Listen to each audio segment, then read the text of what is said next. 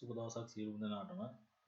ඉතින් අද අපි එකතු වෙලා ඉන්නේ 12575 වීඩියෝ සීරීස් එකේ 6 වෙනි වීඩියෝ එකත් එක්ක. අද මම කට්ටියට කියලා දෙන්න යන්නේ කොහොමද ස්විච් එකක් ඉන්ටර්නල් පුල් අප් විදිහට අපි සම්බන්ධ කරන්නේ සහ ඒකට කෝඩ් කරන්නේ කොහොමද කියන එක ගැන තමයි මම අද කියලා දෙන්න යන්නේ. අපි දන්නවා ස්විච් එකක් සාමාන්‍යයෙන් මයික්‍රෝකන්ට්‍රෝලර් එකට සම්බන්ධ කරද්දී පුල් අප් සහ පුල් ඩවුන් කියලා ක්‍රම දෙකක් තියෙනවා. හරිද? ඒකෙදි අපිට දීලා තියෙනවා ඒ සමාගම්වට අයිති මයික්‍රෝකන්ට්‍රෝලර් වලට ෆීචර්ස් එකක් ඉන්ටර්නල් පුල් අප් විදිහට අපිට ස්විච් එකක් සම්බන්ධ කරන්න පුළුවන් ඕනම මයික්‍රෝකන්ට්‍රෝලර් එකකට.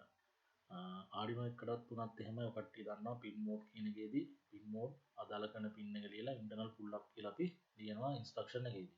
හරිද? ඒ වගේම පික් කළත් අපිට ඒ විදිහට ස්විච් එකක් සම්බන්ධ කරන්න පුළුවන්. මම දැන් ඔය කට්ටියට මෙන්න මෙතන පෙන්නන්නේ රෙසිස්ටර් පුල් අප් සර්කිට් එකක්. එතකොට පුල් අප් සර්කිට් එක වෙනස තමයි රෙසිස්ටරේ සම්බන්ධ කරලා තියෙන්නේ ධන පැත්තට, ධන සප්ලයි එක පැත්තට. හොඳට මතක තියාගන්න. එතකොට පුල් ඩවුන් එකේදී රෙසිස්ටරේ සම්බන්ධ වෙන්නේ ග්‍රවුන්ඩ් එක පැත්තට. හරි. අපි පොඩ්ඩක් මෙන්න මෙතන සර්කිට් එකේ පොඩි ක්‍රියාකාරීත්වය පිළිබඳව පොඩ්ඩක් සාකච්ඡා කරමු. දැන් මෙතනදී මම මේක සිමුලේට් කරන්න. හරි. මෙතනදී අපි පවර් එක දීපුවාම MCU පින් එකට, ඒ කියන්නේ අදාළ කරන මයික්‍රෝකන්ට්‍රෝලර් පින් එකට යන ඩේටා එක 5 වෝල්ට් සිග්නල් එකක් යන්නේ. එතකොට ස්විච් එක එගුවොත් විතරයි ඒක 0 වෝල්ට් බවට පත් වෙන්නේ. හරිද? එතකොට එහෙම තමයි මේ රෙසිස්ටර් පුල් අප් සර්කිට් එක වැඩ කරන්නේ. හරිද? එතකොට අපිට මයික්‍රෝකන්ට්‍රෝලර් එකට ඉන්ටර්නල් පුල් අප් විදිහට සර්කිට් එක දාගන්නවා නම් අපිට ස්විච් එක සම්බන්ධ කරන්න වෙන්නේ මෙන්න මේ විදිහට. මොකද මම කිව්වා පුල් අප් රෙසිස්ටරේ සම්බන්ධ වෙන්නේ ධන පැත්තට කියලා. එහෙනම් ස්විච් එක අනිවාර්යෙන්ම ග්‍රවුන්ඩ් එක පැත්තට සම්බන්ධ වෙනවා. එතකොට මයික්‍රෝකන්ට්‍රෝලර් එක ඉන්ටර්නල් පුල් අප් එකක් විදිහට අපි ස්විච් එක පාවිච්චි කරා නම් අනිවාර්යෙන් ස්විච් එක ග්‍රවුන්ඩ් එකට සම්බන්ධ වෙලා තියෙන්න ඕන. එතකොට ඒක පුල් අප් වෙන්නේ මේක ඇතුලේ තියෙන ඉන්ටර්නල් සර්කිට් එක හරහා. හරිද? හරි. අපි බලමු මේ විදිහට ස්විච් එකක් සම්බන්ධ කරලා කොහොමද ප්‍රෝග්‍රෑම් එක ලියාගන්නේ කියලා. හොඳට මතක තියාගන්න. මෙතන දැන් අපි මම මේක නැවත සිමුලේට් කරන්න. මෙතන අපි දන්නවා internal resistor pull up circuit එක MCU එකට 5 වෝල්ට් ඇවිල්ලා තියෙන්නේ. හරිද? එතකොට මේකෙදිත් ඉන්ටර්නල් පුල් අප් සර්කිට් එකට ඉන්ටර්නල් පුල් අප් සර්කිට් එකකට අපි මේ මයික්‍රෝකන්ට්‍රෝලර් එකත් එක්ක ස්විච් එක දාගත්තාම අනිවාර්යෙන් අපි අදාළ කරන සෙටින්ග්ස් ටික හදාගත්තට පස්සේ මෙන්න මෙතන ධන සප්ලයි එකක් තියෙන්න ඕන. මෙයා එව්වට පස්සේ තමයි අදාළ කරන සිග්නල් එක ඇතුළට ගන්න. හරිද? අපි දැන් යමු කෝඩ් එකට. මම ඔන්න ID එක ඕපන් කරගෙන ටියුටෝරියල් 6 කියලා පොඩි ප්‍රොජෙක්ට් එකක් ඕපන් කරගත්තා. අපි මෙතන දැන් කෝඩ් ටික කරගෙන යමු කොහොමද අදාළ කරන මේ දේ සිද්ධ වෙන්නේ කියලා. මෙතනදී මම මුලින්ම බලමු අපි මෙතන ස්විච් එක සම්බන්ධ කරලා තියෙන්නේ GP0 එකට LED එක සම්බන්ධ කරලා තියෙන GP4ට. හරි. sorry. මෙතනින් මම මුලින්ම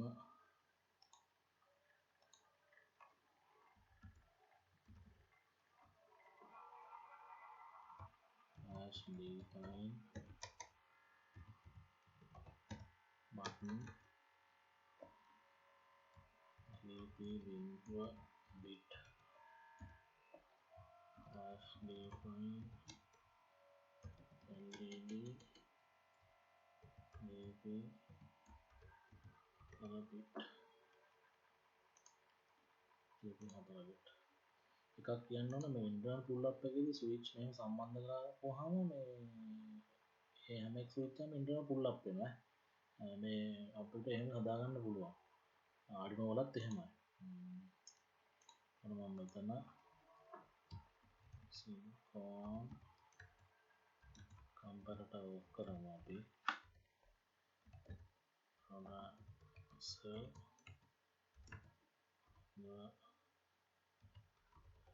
බිඳුව IO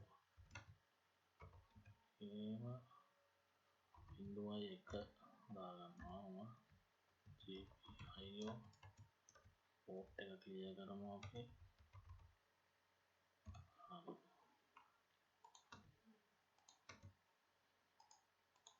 පස්සේ මම while loop එක ඕපන් කරගන්නම්. දැන් මම මෙතන බලන්නේ බටන් එක එබපුවාම ලයිට් එක පත්තු වෙන්න ඕන. හරිද? එතකොට බටන් එක දැන් මෙතනදී කියන්නේ අපි රෙසිස්ටර් පුල් අප් සර්කිට් එකේදී මම දැන් කියන්නම් MCU එකට පින් එකට 5 ඇවිල්ලා තියෙනවා. එතකොට බටන් එක ප්‍රෙස් කරා කියන්නේ 0 වෙන්න ඕන. එතකොට අපි බලන්න ඕන බටන් එකේ වැලියු එකේ අගය. ඒ කියන්නේ බටන් එක සම්බන්ධ කරලා තියෙන පින් එකේ අගය බිඳුවද බිඳුව වුණොත් විතරයි LED එක පත්තු වෙන්නේ. LED එක ස්ටේට් එක මාරු වෙන්න කියමු අපි LED ටොගල් කරමුකෝ. අපි අර කලින් වීඩියෝ එකේ වගේ. එතකොට මම මෙතන දාගන්නවා if button බටන් සමානයි බිඳුවද බිඳුව නම් හරි. තා පොඩි දෙයක් අපි මෙතන මේ බටන් එක ඩීබවුන්ස් වෙනවානේ. ඒ හින්දා අපි ඒක වළක්වන්නත් කෝඩ් එක ලියාගෙන යමු පොඩ්ඩක්. මම මෙතන දාගන්නම් bit button flag කියලා දාගන්නවා. එතකොට මෙතන මම අර කලින් වීඩියෝ එකේ කරා වගේ if button සමානයි බිඳුව නම් මොකද කරන්න කියන්නේ button flag එක කරන්න. හරි. sorry ඊට පස්සේ if button සමානයි 1 සහ button flag සමානයි 1ද 1 නම් මෙන්න මේ දේ කරන්න කියලා කියන්නේ. මොකද්ද කරන්න කියන්නේ? delay මිලිසෙකන්ඩ් 50ක් තියාගත්තා අපි button delay සමානයි බිඳුව කරා. LED සමානයි LED එකේ ඉන්වර්ට් එක නැවත LED එක ලියන්න කියලා කියන්නේ. බලමු මේක වැඩ කරනවද කියලා. හරි. ඔන්න මම දැන් සිමුලේට් කරනවා. සිමුලේට් කරාට දැන් ඉන්ටර්නල් පුල් අප් රෙසිස්ටර් එක රෙසිස්ටර් එක දාලා තියෙන සර්කිට් එකේදී නම් MCU පින් එකට 5 වෝල්ට් ඇවිල්ලා තියෙනවා. නමුත් මෙතන 5 වෝල්ට් ඇවිල්ලා නැහැ. ඉන්ටර්නල් පුල් අප් එකේදී අනිවාර්යෙන් ඒවට එන්න ඕන. මේක වැඩ කරනවා නම් මේක වැඩ කරන්නේ නැහැ. මම ඔන්න බටන් එක ගුණා වැඩ කරන්නේ නැහැ. ඇයි ඒ? අපිට පොඩි දෙයක් අමුතු වුණා. අපි මේක ඉන්ටර්නල් පුල් අප් එකක් විදිහට හදාගත්තේ නැහැ. එහෙම හදාගන්න මේකේ වෙනම රෙජිස්ටර් එකක් තියෙනවා. ඒකේ සෙටින්ග්ස් ටික හදන්න ඕන. අන්න මම ඒකයි කියන්නේ ඔය කට්ටියට පික් කරද්දී data sheet හැම වෙලෙම රිෆර් කරන්න කියලා. හරි. අපි බලමු මොකක්ද කරන්න පුළුවන් කියලා. තියෙනවා රෙජිස්ටර් එකක් ඔප්ෂන් කියලා රෙජිස්ටර් එකක් තියෙනවා. OPTION ඔප්ෂන් REG රෙජිස්ටර් 0 කරන්න ඕන. ඔය කට්ටිය data sheet එක බලන්න මම ඒක මෙතනදී කියන්නේ නැහැ මොකද්ද ඒ කරන්නේ කියලා. හරිද? data sheet බලපුවම කට්ටියට කරා තේරෙයි මොකද්ද මම මේ කරේ කියලා. දැන් මම මේක කම්පයිල් කරනවා. කම්පයිල් කරලා